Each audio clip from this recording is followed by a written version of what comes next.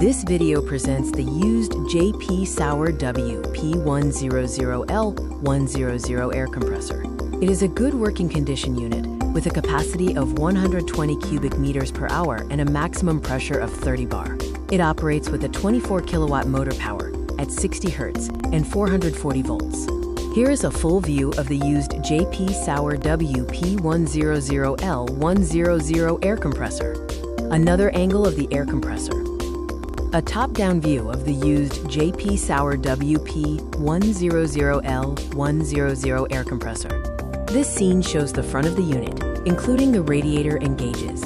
A close-up of the motor specification plate, detailing the power, voltage, and frequency. A close-up of one of the pressure gauges. This scene shows a view of two pressure gauges on the unit.